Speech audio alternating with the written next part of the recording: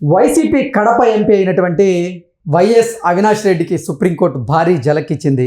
YS Vivekananda Reddy హత్య కేసులో YS Avinash రెడ్డికి సుప్రీంకోర్టు ఒక నోటీసులు జారీ చేసినటువంటి నేపథ్యంలో ఆ నోటీసుల్లో ఏముంది అనేది మనం విశ్లేషణ చేసుకుందాం. ప్రస్తుతం మనతో పాటు ఉన్నారు ప్రముఖ రాజకీయ విశ్లేషకులు కృష్ణకుమారి గారు. మేడంతో మాట్లాడదాం. మేడం నమస్తే. మేడం, వైఎస్ అవినాష్ రెడ్డికి వైఎస్ వివేకానందరెడ్డి హత్య కేసుకి సంబంధించి ఇప్పుడు సుప్రీంకోర్టు కొన్ని నోటీసులు జారీ చేయడం జరిగింది.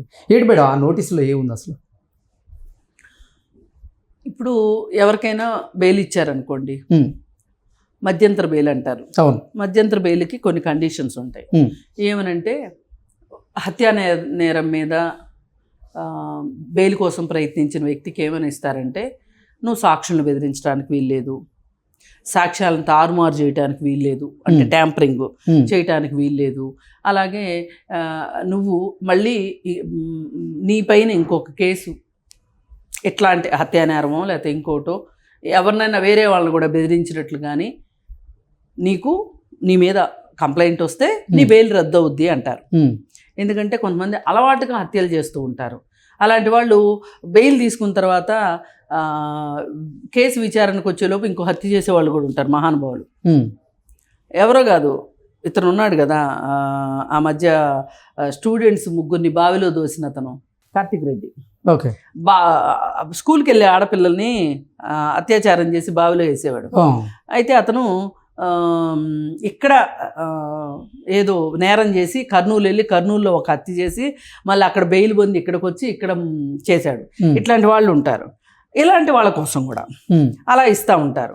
ఇప్పుడు అదే విధంగా అవినాష్ రెడ్డికి కూడా బెయిల్ ఇచ్చారు అప్పట్లో.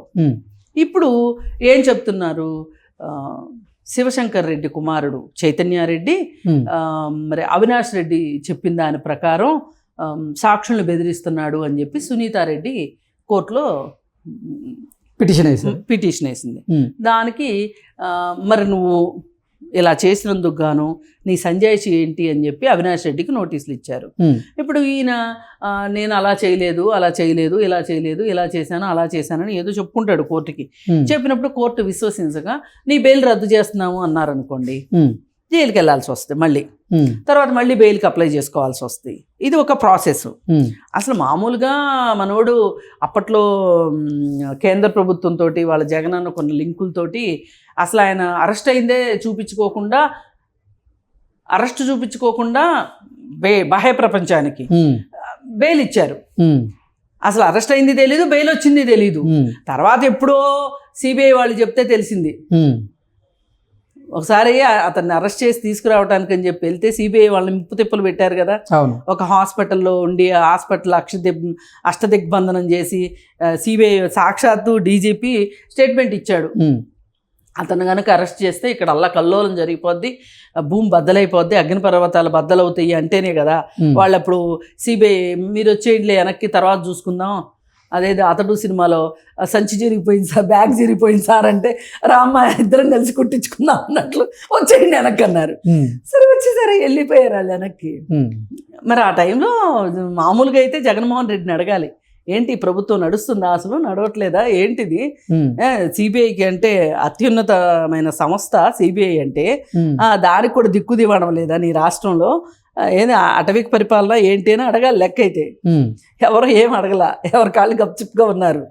ఆ సందర్భంలో ఇక మరీ తప్పదు అనుకున్నప్పుడు బాబాబు ఒక్కసారి వచ్చి అరెస్ట్ అయ్యి వెళ్ళయ్యా, నీకు వెంటనే బెయిల్ ఇస్తామయ్యా, నిన్నేమి అరెస్ట్ చేసి జైల్లో వేయమయ్యా అని అవినాష్ రెడ్డి కాళ్ళు గడ్డాలు బతిమలాడుకొని తీసుకొచ్చుకొని అరెస్ట్ చూపించి మళ్ళీ వెంటనే స్టేషన్ బెయిల్ ఇచ్చినట్టు కోర్టు బెయిల్ ఇచ్చి పంపించేశారు. మరి ఇంత తతంగా నడిచినప్పుడైనా ఒళ్ళు దగ్గర పెట్టుకోవాలి కదా. హత్యలు చేసేటప్పుడు ఎట్లాగో ఒళ్ళు దగ్గర లేదు, ఇప్పుడైనా ఒళ్ళు దగ్గర పెట్టుకోవాలి కదా.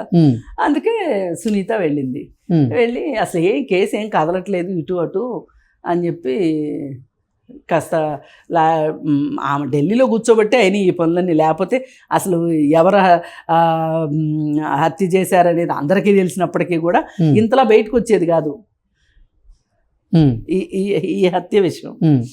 సరే, పైగా ఆమె పనిలో పనిగా ఆమె భర్తే ఆ హత్యకు బాధ్యులు అన్నట్లుగా వాళ్ళ మీద కూడా ఒక కేసు వేస్తే దాని మీద కూడా ఆమె దానికి కూడా ఆన్సర్ ఇచ్చుకుని దాని నుంచి మమ్మల్ని ఆ కేసు నుంచి మమ్మల్ని తప్పించండి అని చెప్పి వేసుకున్నారు అని చెప్పి వచ్చింది.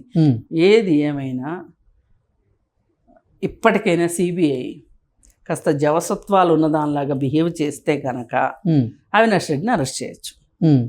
లేదు ఇంకా వాళ్ళ హవా నడుస్తుంది లోపల అంటే కనుక పిలిచి మందలించి పంపిస్తారు. అంటే ఇప్పుడు ఈ దెబ్బతో అర్థమవుద్ది కేంద్రంలో జగన్కి హవా ఉందా లేదా అనేది. అంటే ఇప్పటికి భారతీయ జనతా పార్టీ జగన్మోహన్ రెడ్డికి అనుకూలంగా వ్యవహరిస్తుందా లేదా అనేది తెలిసింది ఖచ్చితంగా. ఓకే, అదే తెలుస్తుంది. ఇప్పుడు తెలియాల్సింది అదే ప్రపంచానికి. ఎక్కువ రోజులు అందరికీ కళ్ళకి గంతలు కట్టలేరు కదా, మా అందరం మొత్తుకుంటానే ఉన్నాం కదా కేంద్రం సాయం అందుతుంది అని. కేంద్రం సాయం అందకపోతే ఆ రోజు అవినాష్ రెడ్డి చేసిన జిమ్మిక్కులకి సినిమా లెవెల్ స్టోరీలకి సినిమా చేంజింగ్లానే ఉంది అది. మామూలుగా అయితే రామ్ గోపాల్ వర్మకి ఇస్తే అదే తెలుగుదేశం పార్టీలో ఎవరైనా చేస్తే ఈ పాటికి సినిమా తీసేసేవాడు రామ్ గోపాల్ వర్మ. ఆ మాదిరి స్టోరీ కదా, 2 రోజులు నడిచింది. అసలు ఇప్పుడు బెట్లు కూడా కట్టుకున్నారంట. అప్పుడు సిబిఐ అవినాష్ రెడ్డిని అరెస్ట్ చేస్తుందని కొంతమంది, చేయదని కొంతమంది. అంత స్పెక్యులేషన్ అయింది అప్పుడు ఆ రోజు. అయినా కానీ అరెస్ట్ అయితే కాలేదుగా. ఏదో దొంగతనంగా మా ఉద్యోగాలు పోతాయి బాబు అని చెప్పి ఒక్కసారి అరెస్ట్ అయ్యి బాబు అని చేసుకున్నారు కదా. ఏది ఏమైనా ఇప్పుడు మనం ఇలాంటి విషయాల్లో కఠినంగా లేకపోతే ప్రభుత్వాలు ఎవరికైనా ఏమనిపిస్తుంది, ఏమైనా చేయొచ్చు. ఇప్పుడు ఏంటి మేడం, సుప్రీంకోర్టు వైఎస్ అవినాష్ రెడ్డికి నోటీసులు జారీ చేసిన నేపథ్యంలో అసలు వైఎస్ వివేకానంద రెడ్డి హత్య కేసులో తర్వాత అసలు ఏం జరగబోతుంది? చాలా రకాల ఆధారాల ప్రకారం అసలు అవినాష్ రెడ్డి నిందితులు A1 A2లో లేడు, A3 A4 అసలు అక్యూజ్డ్లోనే లేడు. అట్లాంటి వాడిని అనుమానితుడైనప్పటికీ నిందితుడిగా చేర్చలేదు. చివరికి తప్పనిసరి పరిస్థితిలో A8గా చేర్చారు. అదే నన్ను అడిగితే పెద్ద విజయం. ఎవరు? సునీతకి. సునీత ఏమంటుంది, అసలు కర్త కర్మ క్రియ ఆయనే అంటుంది. ఓకే, ప్లానింగ్ అంతా వాళ్ళదే, ఆయనది, వాళ్ళ నాన్నదే, భాస్కర్ రెడ్డిదిను అవినాష్ రెడ్డిదే. వాళ్ళే ఎగ్జిక్యూట్ చేయించారు పలానా వాళ్ళ చేత. వాళ్ళు కూడా ఎవరైతే చేశారో వాళ్ళు కూడా అప్రూవర్లుగా మారిపోయిన సందర్భంలో ఇక మీకు కోర్టుకు కావాల్సింది మాటలు కాదు కదా, సాక్ష్యాధారాలు కదా. వాటిని సేకరించి కోర్టుకి ఇవ్వడం ఎంతసేపు? ఇప్పుడు మొత్తం డాట్స్ అన్నీ ఉన్నాయి ఇక్కడ. సిబిఐ చేయాల్సింది ఏంటి? డాట్స్ అన్నీ కలపటమే. కలిపి సుప్రీంకోర్టుకి నివేదిక ఇవ్వాలి. అప్పుడు సుప్రీంకోర్టు ఆదేశిస్తుంది. ఇది కదా ప్రొసీజర్ జరగాల్సింది. ఈ ప్రొసీజర్ ఎందుకు జరగట్లేదు? ఓ పక్కన క్లారిటీ కనిపిస్తుంది కదా, డాట్స్ అన్నీ కనిపిస్తున్నాయి కదా, అన్నీ కనిపెట్టారు కదా. వాళ్ళు అప్రూవర్లు కూడా మారారు. అప్రూవర్లుగా మారి ఒట్టి పుణ్యానికి అప్రూవర్లుగా మారి వాళ్ళ దగ్గర ఏమీ సాక్ష్యాధారాలు లేకపోవటం కూడా జరగచ్చు. ఒక్కొక్కసారి కావాలని లొంగిపోయే వాళ్ళు కూడా ఉంటారు. కానీ వీళ్ళు చెప్తున్న దానికి, అక్కడ హత్య జరిగిన విధానానికి జగన్మోహన్ రెడ్డి గారు ఆ రోజు ప్రెస్ మీట్లో వివేకానంద రెడ్డి గారు చనిపోయినప్పుడు ఆయన ప్రెస్ మీట్లో మాట్లాడిన దానికి అన్నీ కలిపితే కరెక్ట్గా సరిపోతుంది.